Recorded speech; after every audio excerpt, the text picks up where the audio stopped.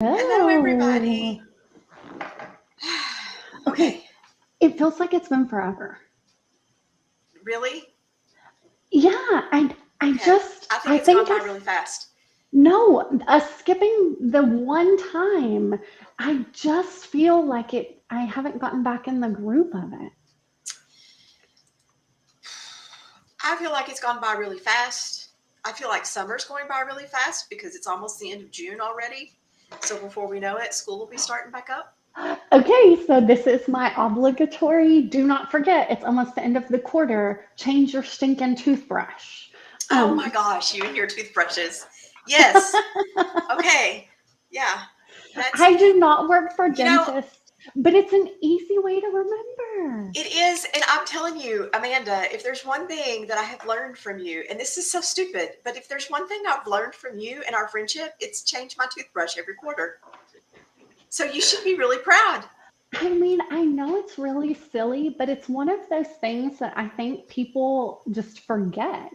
And okay, my ADHD brain, I have to tie things together. So, in the business we work in, end of quarter is a big deal. And so I have tied my toothbrush to It's a good the end of idea. quarter. It's a good idea. So, So, obligatory, you guys, okay, change your toothbrush. change your toothbrush. And I want to mention one more thing before we actually officially start the show. And it was one thing that we were talking about before we came on. Um, and this is I believe this is a Texas thing, but you mentioned that over the weekend you took a road trip and you stopped at Bucky's twice. Twice. So Twice. we had to go pick up our daughter. She has been with my sister. My sister broke both her elbows. And so my daughter has been with my sister for, I don't know, three weeks or so. And she was ready to come home, and it's a long trip. My sister lives all the way in Texarkana, and for those of you, well, she lives outside of Texarkana in the Arkansas side, but from our driveway to her driveway, 550 miles one way. Um, and Just a little trip. so just 1,100 miles over 2.5 days. So Just a that little. is my reward for 1,100 miles in two and a I'm a half little days. jealous. So what's your go-to Bucky's snack? Oh, okay. Well, I really like their like venison sausage. Yeah, yeah. Yeah. Because out here we don't get a lot of deer, and back home I'm used to having a lot of deer. Yeah. And so, yeah. Okay. Okay, I what about always yours? liked. I am a sucker, and I don't think they make it anymore. But I was a sucker for the honey macadamia crunch popcorn. I've never heard of that. It was this delicious popcorn that was coated with like this honey butter vanilla stuff, and it had whole macadamia nuts in it. And They I would stopped making buy it? it. I think they stopped making it because the last time I was in there, I went all over the store looking for it and couldn't find it. And one of the employees told me that they didn't carry it anymore. I always So, hate when I fall in love with something like that and then it goes out the window. so boo, boo. But they make a fantastic barbecue sandwich. They make a great BLT. You can find a change of clothes. You can find a new Yeti cup. You can find Christmas gifts. You can decorate your tree. You can get everything you want at Bucky's one stop, and you can fill up with gas, and you can use the bathroom. So And they're the nicest restrooms. they're And the you want, nicest bathrooms. okay, so we bought wooden spoons at Bucky's this time. Wooden spoons, colored Okay. wooden spoons. Okay. Because, as we get older, that's what we need in It's the our little lives. things. It's the little things. Just a little bit. All right. Okay, Okay. but speaking of things ending, because your popcorn ended, I think that's how we dive into our topic today. Okay. So you pulled the statistics, and they were pretty shocking for businesses ending.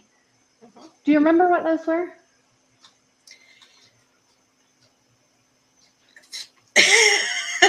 said nope. Small businesses at the 5-year mark, 50% of small businesses are closed. That's the That's SBA statistic. Can't say that word. Yes. wild. It's wild. So we have a good show today, and we're going to talk about an alternative way to start a business other than bootstrapping it yourself. Right? Right. So let's roll that promo. Roll the intro. Roll it, Amanda. I don't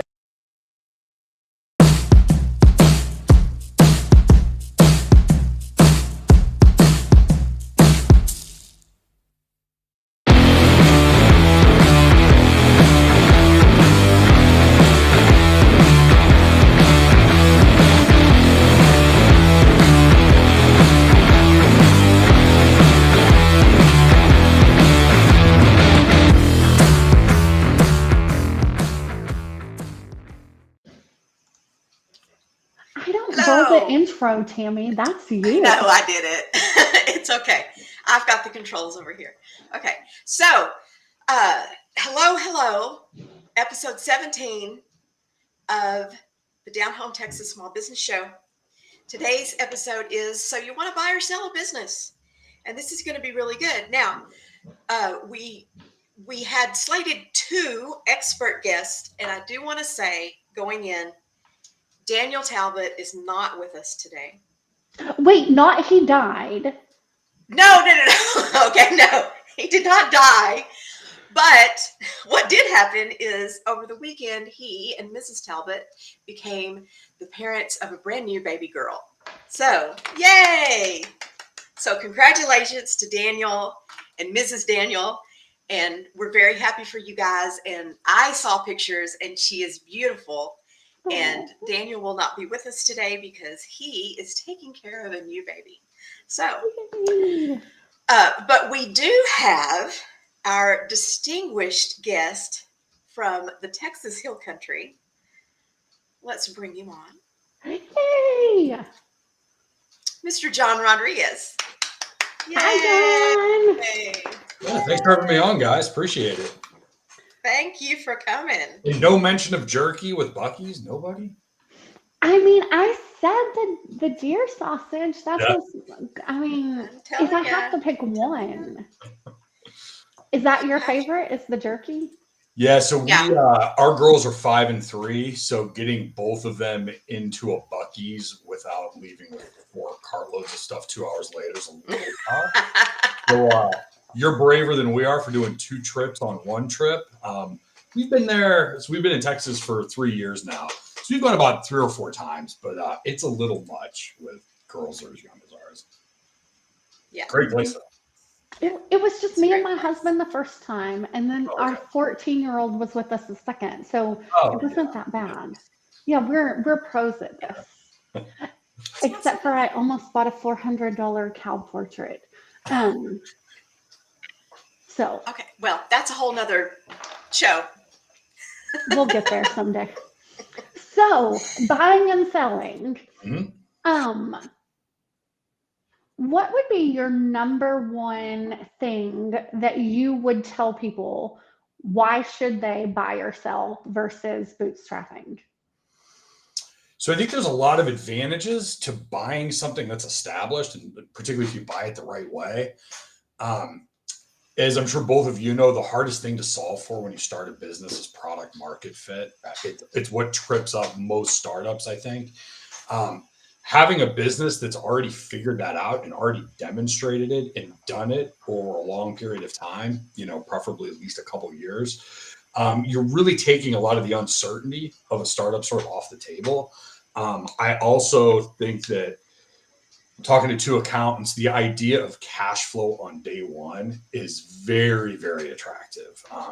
Because that even if you get that product market fit, being able to deliver it in a way that's actually profitable and actually has sustainable cash flow, that can even take years for some businesses. So it's kind of like, having the ability to start on like second base. Yeah, it really is kind of interesting But you said knowing how to do it the right way. Does that mean that there's some ways to buy a business that are better than others? For sure. I think that one of the biggest mistakes I've seen on the buy side is people that don't have experience acquiring businesses, selling them. They don't really know what to expect in the process, and maybe they have advisors that aren't particularly experienced as well. They don't tend to understand some of the cash flow ramifications that happen after you buy a business. One of the things that I've worked on with businesses with owners who are looking to acquire businesses is going through and really doing some sensitivity testing on all of the numbers in the business. What happens if revenue goes down by 10%? What happens if margins get compressed a little bit? What happens if the interest rate goes up on your loan? Making sure that you're looking far enough down the line and you're thinking about not just the best case scenario, and you're not getting super excited about 5xing it and the growth and all that. That's all great, but making sure that you're protecting yourself, particularly in the short term, because it's been my experience that when acquisitions don't go well, they usually don't go well pretty quickly. And had they had a little bit more runway, and had they had a little bit more resources, a little bit more time, they could have been really successful acquisitions. They just didn't have the resources to get there. That's pretty interesting. Okay, I don't want to dominate. Tammy, you got any questions? I have so many. I have a whole list. So Many. Okay. So when you're working with a business owner, either on the buy or the sell side, what would you say are your top 3 things you want your client to know going into a transaction? So I want them to understand where the valuation comes from. Not just the valuation as this static number, but really knowing what's behind it and knowing how it plays in with terms. That is something that I think, particularly with the sellers, they don't tend to understand that. They think selling a business for $10 million is selling it for a bag of money that has $10 million in it, like Looney Tunes, and then you get a one-way, trip book to the Caribbean or whatever. It's just not the reality and the way most businesses actually transact. So you have this number, which can be 5 million, 10 million, 50 million, it can be whatever the number is. How that number translates into actual cash can be very, very different from deal to deal. I've seen deals that were, $5 or $10 million where, the owner never collected most of it because it was contingent on so many things. So understanding not really just what the value of your business is, because it's really just a number, knowing where that value comes from. What are the things in your business that are actually going to drive the value for a third party, understanding what that is and how that translates into a number. That's always one of the biggest hurdles, particularly with sellers, is getting a little bit of a sanity check with what businesses actually transact for on the market. I think when I'm talking with sellers in particular, the other thing I really want them thinking about is, what are you doing after you sell? Because I don't often have people lead me in with statistics. I love all the statistics. My favorite one is that 75% of owners regret selling after they sell. I think there's a lot of advisors that assume that that's based in the financial outcome, and the reality is it usually isn't. There are many people who transact businesses for 8 and 9 figures and really struggle after they sell because they haven't really thought about, what is my life going to look like without this business? It's been a huge part of their identity for 15, 20, maybe 30 years. And it's been my experience that entrepreneurs don't fare well in idle retirement. So the idea that you're just going to work 50, 60 hours a week, and then one day you're going to get this check and have nothing on your calendar, that doesn't lead to very good outcomes. So I always want my sellers thinking about, what are you doing after you sell this? What's giving you fulfillment? What's challenging you? I think that's really important.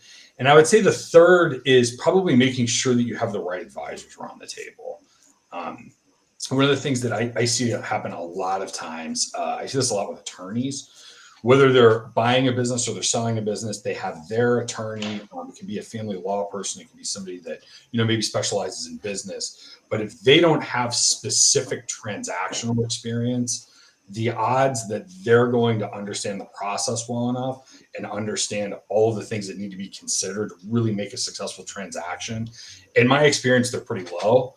And if you talk to anybody who's an M&A advisor or somebody that's overseeing a lot of transactions, they will tell you that nothing kills a deal faster than an attorney that's not used to overseeing transactions. They tend to fight too much. They redline too much. They tend to take too hard of a stance. They tend to go at legal problems, or they tend to go at legal issues, always thinking about how they can get more and how they can protect their client at all costs. Attorneys that are in the mergers and acquisitions field, they understand that it's their job to get a deal done, and there's no such thing as a perfect deal. So I would say those are probably the three most important things.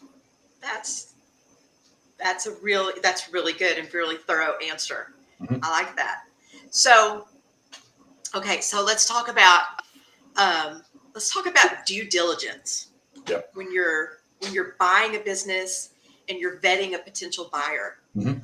What are some of the things that you want to be sure that you cross off your list and look for? So I think it has to start with the finances. There can be certain strategic acquisitions where that's not as important if you're just buying a book of business or if you're just buying infrastructure that you don't want to compete with or something like that. But for the vast majority of transactions, you're going to be buying them based on the cash flow, and you're generally going to be acquiring them using debt, which is going to have to be serviced out of the cash flow. So I think making sure that the numbers are all good, that they're consistent, that you understand them, that they're very representative of the financial activity in the business. I think that's just kind of table stakes most of the time. That's a non-negotiable. I think once you get beyond the numbers, the biggest thing when you're looking at an acquisition, and this is something I hope every seller keeps in mind, the next thing that I want anybody who's looking at acquisition to really consider is how much of the expertise and how much of the financial performance of that business is going to be leaving with the owner. Okay. I have a question about this. So, how often are the owners leaving versus staying? So, kind of a backstory. A few weeks ago, I went to the nail salon. I think I went on a Saturday, and my daughter was getting ready for banquet, whatever. And so the owner had sold on Wednesday. And she was still there, and the new owners were there, but I didn't know she had sold. And so I come in, and it's just different. The atmosphere is different. The new owners are greeting me, and I'm like, "Ooh, I don't know who to talk to." It was just really awkward. She was fired on Sunday morning. Mm-hmm. And so when I found this out, my first thought was, I really hope she negotiated something in her buyer's agreement, in her seller's agreement. Like, I was like, I hope she negotiated this in, that if they had to keep her so long or pay her out or something, for kind of the reason that you're saying. What are you doing after? Well, her intention was to stay. Mm-hmm. What does that actually look like a lot of the time? So whenever I've been on the buy side, the reality with most small and mid-sized businesses is the exiting owner is going to have to facilitate that transition. I've seen it as short as like 2 weeks. Private equity groups sometimes want 5 years. I mean, it really depends on what the goals are of the acquirer. But because there's so much owner dependency in most of these businesses, it's just not practical that the seller have an expectation that they walk away right after that APA is signed. It's just not practical. When I've looked at businesses from the buy side, what I've usually found is I want that owner there full time for probably a week or two, and then I want access to them for about a year, whether that's, consulting, 2 days a month where we can get together. I'm gonna want access to them if they have to facilitate, relationships with vendors, customers, if there's questions that come up in operating the business. I think something like that is generally pretty fair, and I think most sellers understand that. The reality, though, for most buyers is they want the exiting owner to be available for as long as possible, but they want them out of that business as soon as possible. Mm-hmm. It gets very, very difficult to run a business and to have this transition of ownership when you have an owner that's still on site, or you have the ex-owner that's still on site, the employees and the customers can get really confused. Who's really running things? Has this actually been an ownership transition? And the other thing is, most owners, I don't think, want to work in their own business for someone else for very long. That doesn't tend to end very well in my experience. The one sort of caveat I would give to that is if it is more of a private equity type of transaction where the exiting owner is getting what they call the second bite at the apple, maybe a private equity firm's only taking like 65 or 70%. Now you have an owner that is aligned and, delivering value and does have, an opportunity, another payday down the line. That can be a little bit different because it really is more like a partnership. But when there's 100% buyout, I can tell you as a buyer, I don't want that owner hanging around very long. It's too much. It makes the transition too complicated and too messy. Is there, in your experience, is there statistically a percentage of how often employees in your customer base stays with the new owner, or do you see regularly a portion of them leave? So I'm not aware of any statistics. It's really hard to get good data on these private transactions because it doesn't really report it or follow anywhere. What I will say is my experience has been that the more those relationships are driven by the exiting owner of the business, the more fragile they are. When all of your customers and your vendors haven't seen the owner in 2 or 3 years, then they tend to transfer pretty easily. If your customers and your vendors are used to having that exiting owner as a touch point, if they have their cell phone number, if they're used to firing off emails, those I think are a lot harder to get to survive an ownership transition. Yeah. Makes sense. Sure. I will say in general, I think buyers and sellers worry way too much about that. I think that as long as the business performs whatever it does very well, and as long as that can happen after the ownership changes, I think generally speaking, if all things are done really well, if everything's executed really well, I find that the vendors and the customers are usually pretty amenable to it. Again, you want them finding value in what the business does, not whoever's owning it. Okay, John, what kind of companies or what industries do you work in mostly? So are you working with service industries? Are you working with packaged goods? Like what is your kind of niche in this area? Or do you do the gamut? So I would say we're fairly industry agnostic. Nobody's 100% industry agnostic. So we can serve a wide variety of businesses because so much of what my partner and I do really can apply pretty broadly. I will say we generally stay away from tech, or there's certain industries that are just so insular that all of the advisors and all of the capital and all the strategic players just live in that space so much that we can't be competitive with that kind of deep industry knowledge. Oil and gas is something that comes to mind.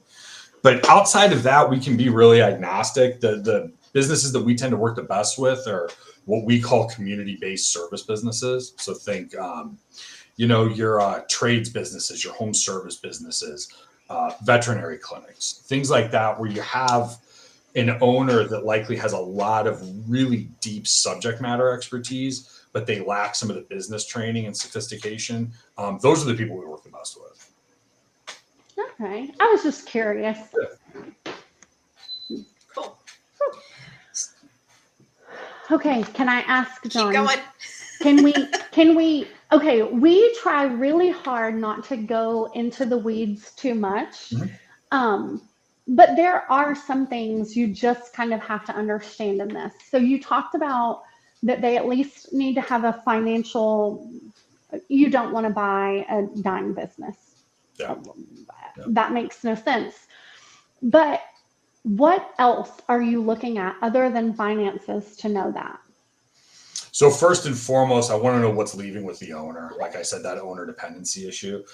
Outside of that, one of the things that I always do with clients first is just a basic SWOT analysis. One of the things that comes out of that is usually the way an owner thinks of their business and what the strengths of their business are, particularly all the external factors, they can be very different than what buyers are looking at. So one of the things that I find most owners are pretty good about the internal things in their business, what the business does well, what it maybe doesn't do very well. What I think they struggle with a little bit more is how does that business fit into their marketplace? What's happening in the overall market? What's happening with their competition? What are some of the external, economic factors that could affect their business? One of the ones that we see all the time is businesses that are tied to the real estate market or businesses that are reliant on a real estate market are all going to be highly, highly cyclical. And a business that might look really good now, think like a custom builder, something like that. It can look really good when the real estate market's good, but so much of what drives that business is going to depend on factors that are completely out of control of the owner. So one of the things I really want my owners always thinking about, because all the buyers are going to be thinking about what's all the things that you can't control for, but that your business, might have to prepare to deal with. COVID's a great example. I mean, nobody could have predicted COVID 5 years ago, but the businesses that had the right kind of continuity planning and had the right, reserve resources to be able to deal with the unexpected, they always fared better in something like that than the businesses that didn't. Okay. Yeah. Are there businesses? So we talk about valuation, Mhm. and you use a SWOT analysis. Yep. For the people who may be listening or replaying later on that don't know what that is, do you mind explaining that real quick? Sure. Yeah, I always forget that I have to explain some of the acronyms. So thanks for reminding me. It's a really simple analysis. SWOT is SWOT. S stands for strengths, things that your business performs well. Weaknesses is W. That's things that your business doesn't do very well. And then the O is opportunity. What are the external opportunities in the marketplace that your business can take advantage of? And then the T is for threats. What are the external things that could threaten your business? Something like COVID, which might have nothing to do with how you're actually running your business day to day, but can really change the environment you're operating in. So if I can get an owner or a buyer to answer, what are the three biggest things in each of those categories, it's going to tell you a lot about how that business functions and where the real opportunities are for growth. So this is a curiosity question more than anything else. Mhm. When you have your sellers doing those analyses, are they usually spot on? So that's a good question. I would say the owners tend to understand their product or service and their employees and their customers very, very well. Those they have a very good handle on. Some of the more technical aspects, some of the financial aspects, what their profitability looks like, their margins, their free cash flow. Those I don't think they understand as well. Really technical sort of marketing and sales information, KPIs, really understanding their sales cycle, understanding all their marketing ROI. I find that they don't understand those things quite as well. That's really what we do well. But I would say most of the types of owners we work with have probably been in their trade for a long time. They've probably had their business for a long time. They're probably very interested in running that business well, not just having a business that's financially successful. They do want to do good work. They do want to be seen as a leader in their marketplace. I think for those reasons, they tend to know what their business does pretty well, and they tend to be pretty honest about what their weaknesses are. Like I said, that it's the more technical things where I think they struggle a little bit, particularly around profitability. I will say very few owners, in my opinion, are good at optimizing their business for profit. They have good salary. They see that they're right, in kind of the media range of the NAICS code, for profitability. I think that most businesses have a lot more in them than the owners sort of realize. That when you start picking apart, like, what is your pricing strategy? Are you really running, optimally when it comes to, how efficiently you can run your business? How efficient is your cash management, your cash flow? I find that there's actually really big opportunities in those kind of more technical areas, particularly around finance, than there are in product launches or new service lines or things like that. Those the owners tend to understand pretty well.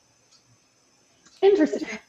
That was just a curiosity because in accounting, when we're taking on new clients, they'll go, "Oh, my books are great." And then sometimes we get in and we're like, They're not. No, they're not.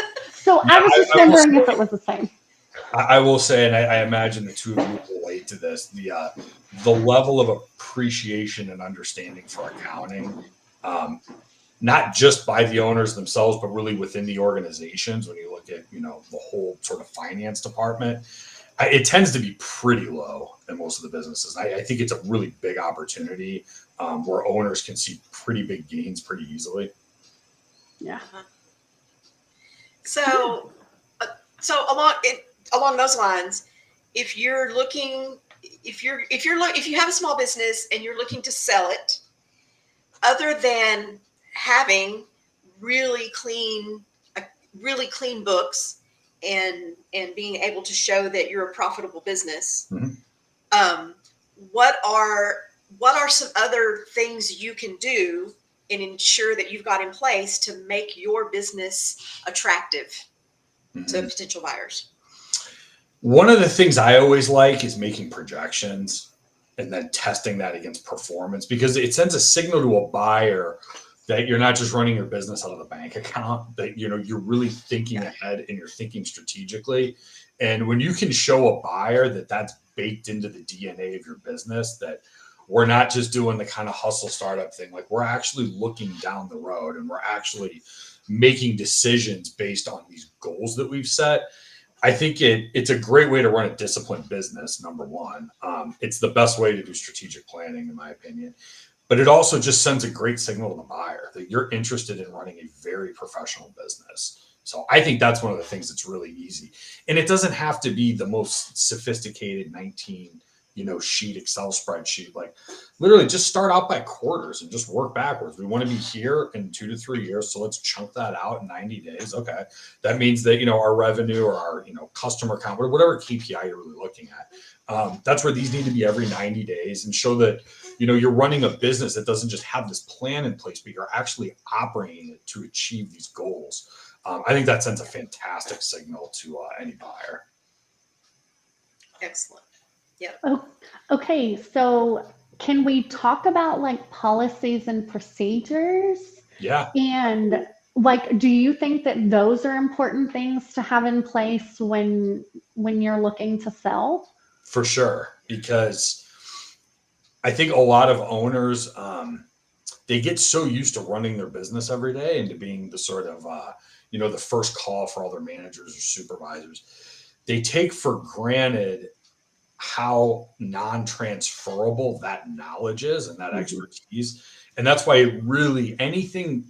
I tell all my owners, anything you're doing that is of critical day-to-day importance, maybe not the strategic planning, but anything that's happening on a daily basis in your business that you're having to solve for personally, we've got to figure out a better methodology than you always being on the other end of the phone, because that does not make for a great business. It doesn't make for one that's very transferable. It doesn't make for a great employee culture, to be honest. So yeah, I think taking a look at those tasks and those processes are really important to keeping your business going and keeping the performance up, making sure that those are written down and that they're regularly reviewed.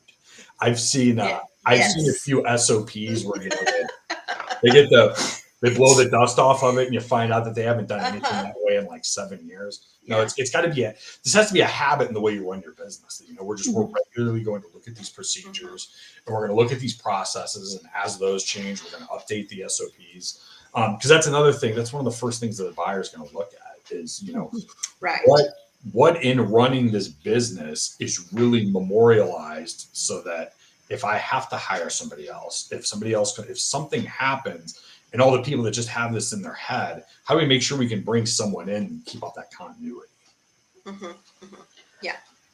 Okay, so you kind of said something about employee that what does it do to employee morale if the owner is the one who has all of the answers?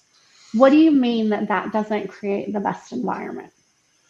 I think that most employees, I mean, I experienced this firsthand in my own businesses when I sort of did this the wrong way, like most owners. I assumed that my employees wanted to come to me with everything. They wanted me to have all the answers. And what I realized is the best employees want the trust of their ownership and they want the ability to make decisions. They want the ability to, run their own department to some degree. They want that accountability. And if you're the type of owner, where everything has to flow, every big decision has to go through you, even little decisions.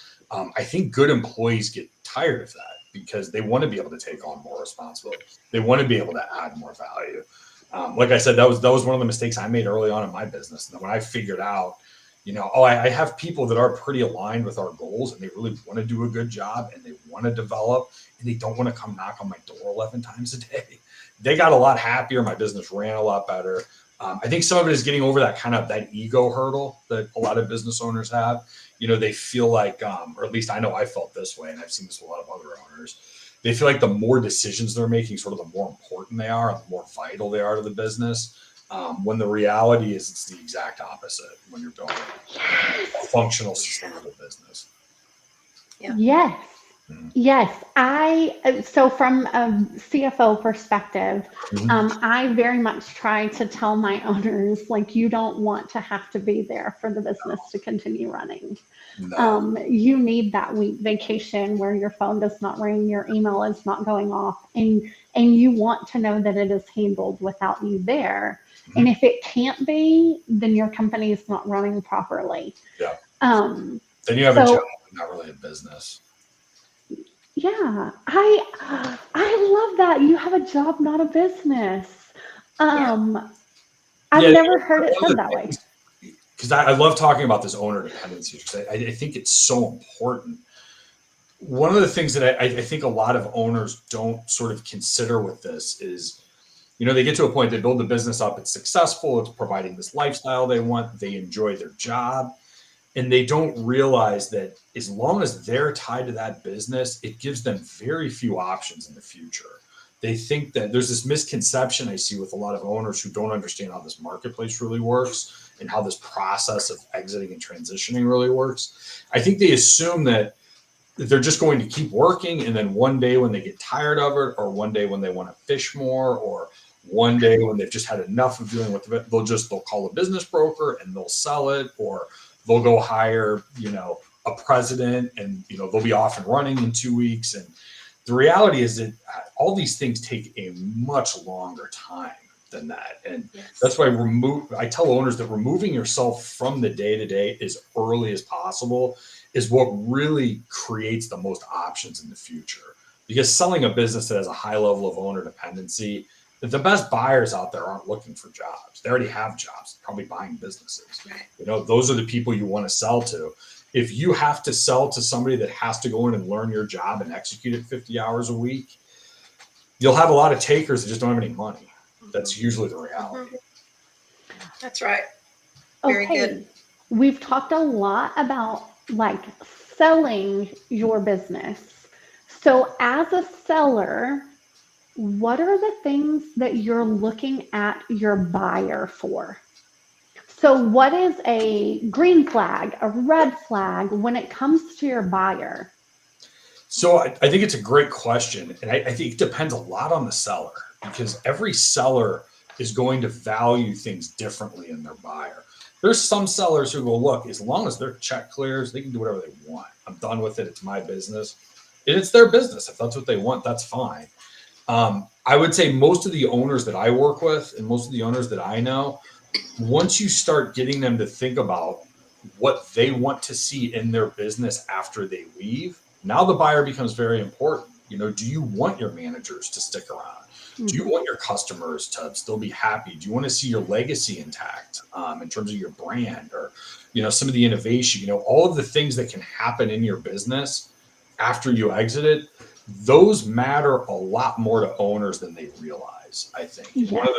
One of the reasons, when we were talking about the stats earlier, and I said that, so many owners struggle after they exit their business, regardless of the financial outcome, is I think a lot of the owners didn't really think through, like, how's it going to feel if somebody comes in and fires 70% of my staff the next day? What if they come in and completely rebrand this business and my legacy's gone?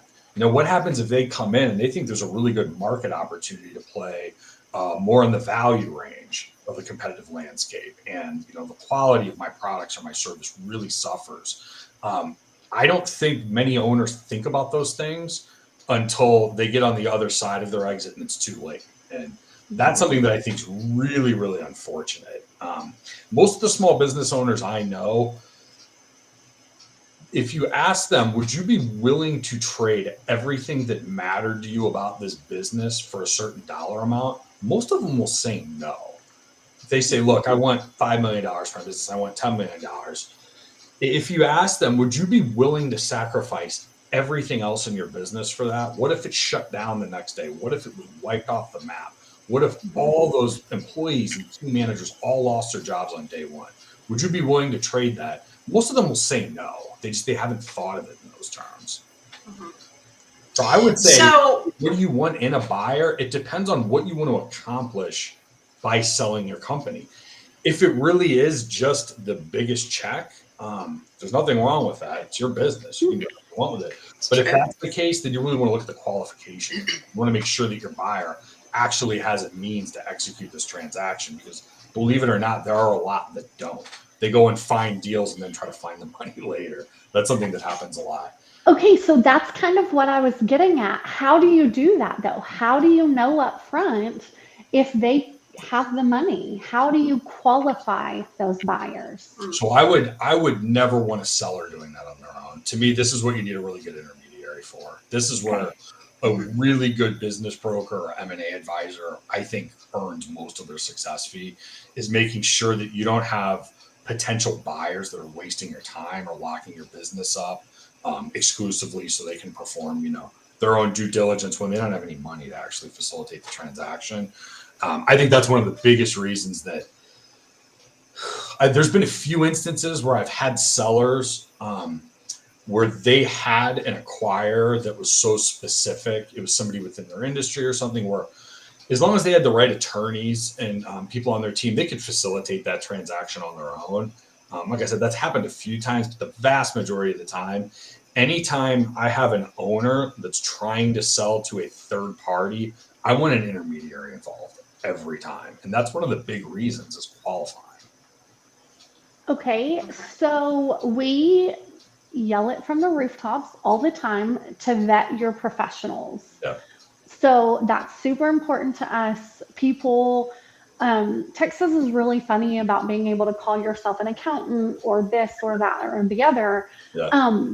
However, there are zero restrictions on anybody being a bookkeeper, very little restrictions on being a tax preparer. Mm-hmm. So in the M&A sphere realm, what are they looking for? What kind of professional? Who is the person? Do they have certain credentials? Who are they? Where do they find them? So it's the brokerage and intermediary industry is highly unregulated, and it's very, very fragmented. There's some designations out there. There's, CBI is probably the biggest one, Certified Business Intermediary. I don't think all of those are that meaningful, to be honest. Any seller that is preparing themselves to go to market and is confident that they're actually ready to engage an M&A advisor or a business broker, I think ask around, and I think don't be shy about asking them what their track record is. Ask them how many listings they have right now. Ask them how many listings they sell in a year. The reality, particularly with business brokers, when you're talking about kind of the sub $5 million range, a lot of those people are part-timers or they're new to the industry. It is an industry that has a lot of churn in it. So I would, the really good intermediaries have good reputations for a reason. So I would say ask around, ask your other professionals, ask your attorney, ask your CPA, ask people you know that are connected to that world in any way. And then don't be afraid to ask a lot of questions of an M&A advisor. This is a person who's going to be in charge of probably the most significant transaction of your whole life. One of the things I tell sellers all the time is, would you buy a business from that person? Do they seem trustworthy? Do they seem like they're going to represent your business truthfully? Because somebody who's on the buy side, they're going to be asking themselves those questions. There is nothing that will turn off a qualified buyer more than a bad broker. They don't have the time to deal with it. They don't want to pour resources and time into this transaction if they think that broker is not going to be able to get it over the table. Mm-hmm. Okay. Yeah. So I wanted to ask a couple of questions about the actual sale agreements. Yeah. Okay. So once you've got a buyer and a seller, you're going to come together and you're going to actually create a sale agreement, which is going to be a legal document, right? Okay. So when you were talking about a seller maybe wanting to protect his legacy, or maybe wanting to make sure that his employees get to keep their jobs, these are something that you could potentially ask to put into the sale agreement. They could. There are things you can put in there for continuity with the employees and things like that. What the honest answer that I give to most of my sellers is, you're going to have a really hard time contractually obligating that incoming buyer to something they don't want to do. That's just the reality. I think this is where the buyer and the seller having the right kind of relationship, and you as a seller really trusting the buyer and what their intent is with the business, I think that's going to supersede anything you can put into a contract all day long. So okay. What I would tell a seller that is really interested in those things is, you're going to have to vet that buyer very, very hard before you actually make a transaction with them.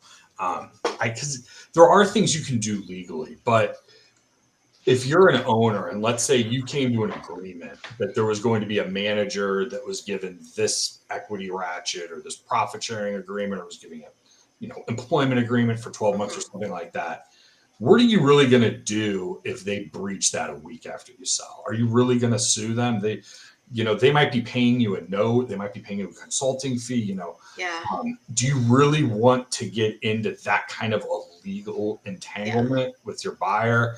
It's probably not worth it. And are you really going to force them to go rehire somebody there just aren't a lot of good options. True. So what does the process of creating the sale agreement and seeing it through to the finish, describe what that looks like to us? How long does that take? What all is involved in that?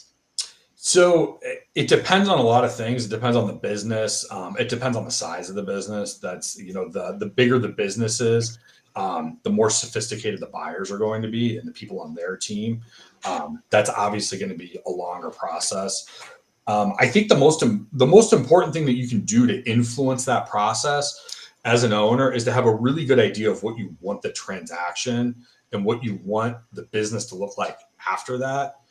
If an owner has a really clear picture of that, I want this price, I'm going to hold this note back, I'm going to agree to this non-compete, I'm going to consult for this. If you have a really good idea of all those things, then a good attorney can actually draft that pretty quickly. Where I've seen these things draw out a little bit is when the owners aren't very clear about those things. And then some of the aspects of the agreement get exposed in the process. And now the attorney has to go back and change this or reword this. I would say the process itself, if an owner has a really good idea of what they want to accomplish and the people on their team understand it really well, and you have an attorney that knows what they're doing and has, done a lot of transactional work, it could take a month or 6 weeks. It doesn't have to take, 3 or 6 months. It can be done fairly. It doesn't have to be drawn out. No. I've seen transactions happen in like 10 days before. Now that's a very, very unique circumstance where, you had a seller who literally only had one buyer because it was a strategic acquisition. It made a lot of sense with their portfolio. The seller knew this. So they got together quickly. This company could do their due diligence in like 2 days because they were on the same ERP system. This was all very easy. Now that's the exception, but it can happen.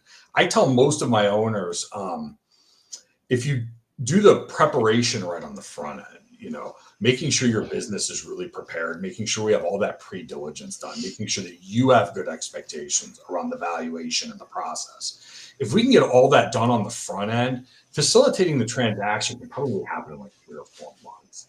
Alternatively, if you haven't done those things, you're probably going to have to plan on a year. Wow. Okay. Yeah, it's a long process. This is one of the biggest, I think, misconceptions that owners have. Even if they have a really successful business that's running well for them and it's profitable,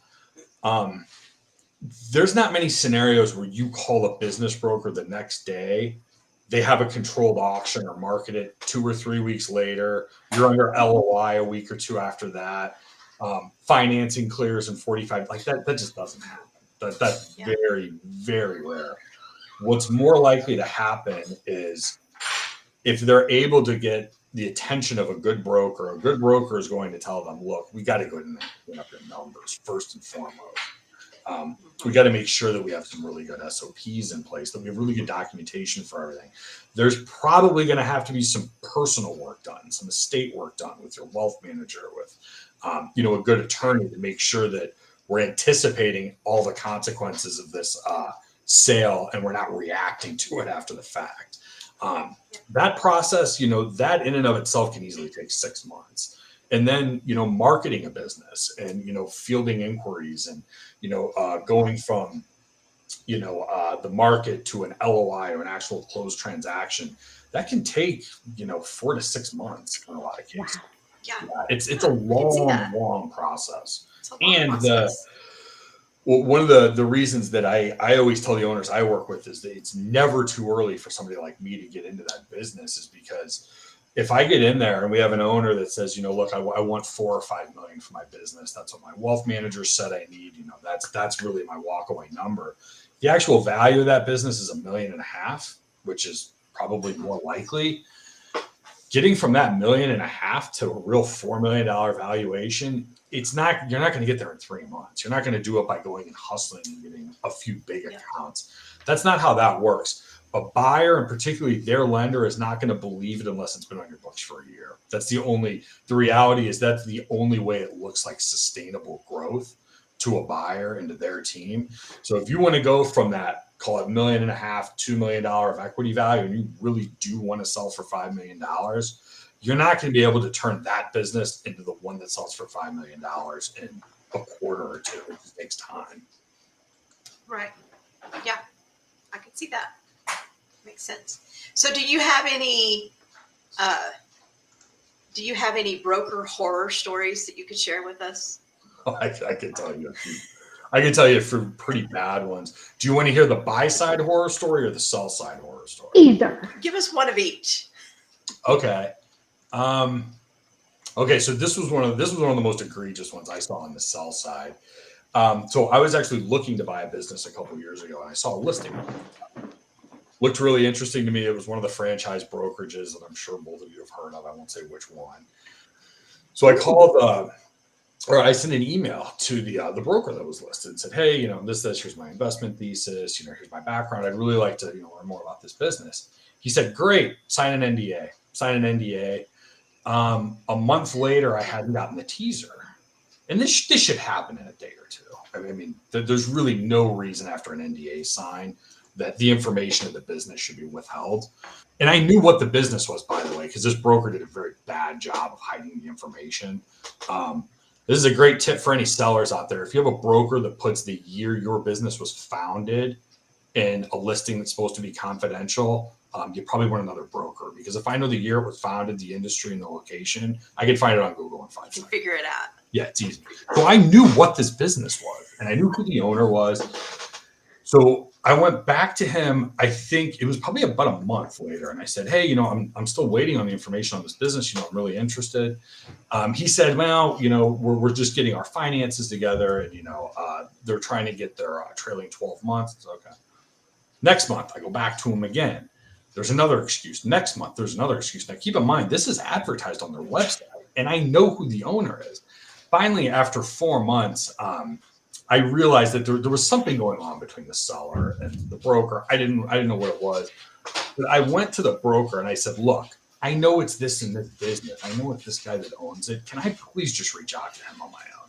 Now, most of those NDAs have what are called non-circumvention clauses, meaning I cannot legally reach out to that owner on my own. I have to go through the broker.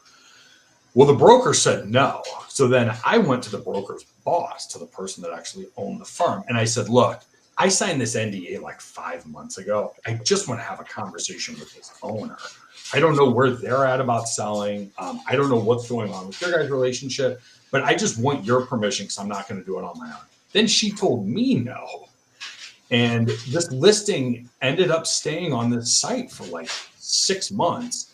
And then I knew because I had seen something the owner had posted or whatever, that the owner actually withdrew from the market. And I don't know how many other people like me called about this business. And I don't know that this owner was ever told that there was somebody who was really qualified financially, who had owned hospitality businesses before this was a hospitality business, Wow. that was really interested in speaking with you. I have no idea what happened, between the seller and the actual broker. Things like that happen a lot. And a lot of the times the brokers only sell about 15 to 20% of their inventory. That's a kind of little known fact. If they see any deal friction in a deal, they're not going to pursue it that much. It just doesn't make sense for them. So if they have a business that they want to dangle out there and see if they get a few good phone calls and they get really lucky with early on selling it, they'll usually do that and they'll be happy to sign them and put them on a 2-year tail and tie them up. But if they don't get the kind of interest that's really easy for them to close really quickly, they'll usually forget about it and they'll just move on to the next one. I think a lot of the sellers don't understand that, but that was one of the worst sell side stories for me, because this owner was really struggling. It was a 3rd generation business. Owning the business hadn't been what he thought. My experience in the hospitality business could have plugged in really well with this. I could have afforded the business 5 times over. It wasn't a big acquisition. The fact that a broker not only wasn't facilitating me getting in front of this owner, but was preventing it, that was really disappointing to me. So that was one of the hardest ones on the sell side. Bad. That's wild. Yeah, like I said, this is a completely unregulated industry in Texas, and something that a lot of people don't know about the brokerage industry is that most of them don't take any salary or any draw. So they live and die by getting to the closing table, and it's a tough business, and very few people make it to year 3. It is very, very hard. Wow. Let me think about my worst on the buy side. Well, okay, so I'll tell you, this isn't really something that I think happens a lot, because buy side representation is actually pretty rare in this space. Mhm. The business brokerage industry doesn't work like the real estate industry, where you have 2 representatives that each have an obligation to their client. Most of the business brokers are all just sell side brokers, but when the market gets really good, they all want to double dip. So I can tell you, when I moved out to Texas, just 3 years ago, and I was looking for a business, I went around to all the sell side brokers and I gave them my packet with my qualifications, my investment thesis, my background. I had a whole packet that I shopped around to all of them. I went around to probably like 25 or 30 brokers that were the type of brokers I wanted to work with in the Austin area. And about 3 weeks after I initially went around and shopped this, on the same day, I got 3 emails from 3 different brokerages that were all pitching me the exact same buy side engagement, which was very, very expensive. I think it's kind of a conflict of interest with sell side. I don't know how you can represent buyers over here and then represent businesses for sale over here. So I don't know how all 3 of them arrived at what was almost an identical deal, which would only work in a really, really hot market. But These guys wanted like 15,000 up front, and then it was like 3,000 or 4,000 a month, and they wanted 6.5% of the success fee. I don't know many people that bought on that, but I know some that did, and they never ended up buying a business, and they spent all this money. But I think the brokers knew, there's so much demand out here. This is when money was still really cheap. The Austin market was going absolutely crazy.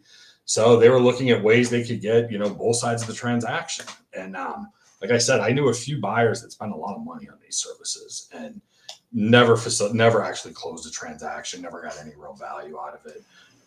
That's wild.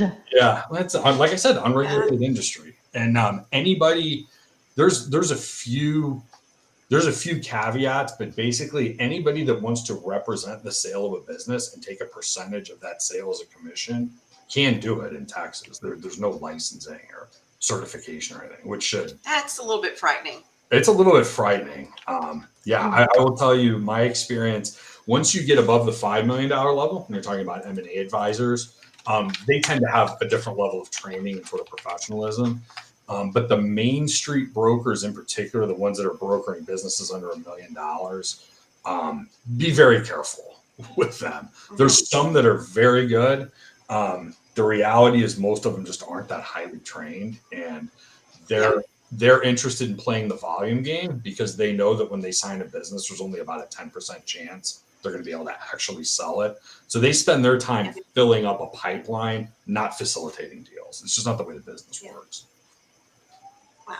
Ooh, wow. Okay, John, you have given us so much information. So if there is somebody who is interested in reaching out to you, can you tell them the best way to do that? Do you have a website, LinkedIn, Facebook? How can they reach you? Yeah, so they can find us on the web at hillcobiz.com, HILLCOBIZ.com. You can always email me, John at hillcobiz. You can find me on LinkedIn if you want to reach out to me there. Those are the best ways. Okay. All right. Well, we are so grateful. You taught us so much. It is mind blowing. This is not one of the things that I thought would be this highly unregulated, by the way. It's scary. I'm so thankful that you guys had me on because I love just getting on and like talking about this stuff because it was something that I never thought about when I owned my businesses because there's just not that much. There aren't that many resources out there, and I don't think there's enough people talking about this. Well, hopefully we'll help get that conversation started a little bit more and get some education spread. Yeah. Yep. And we'll keep talking about it. So Thanks again for having me on. I appreciate it. Yeah. Thanks, John. Thanks for coming. And we will be back in 2 weeks with something else to talk about. So something else to talk about. Something else to talk about. Wow. There's always something good to talk about. That's right. All right. Thanks for coming. We'll see y'all in 2 weeks. Bye, y'all. Yeah.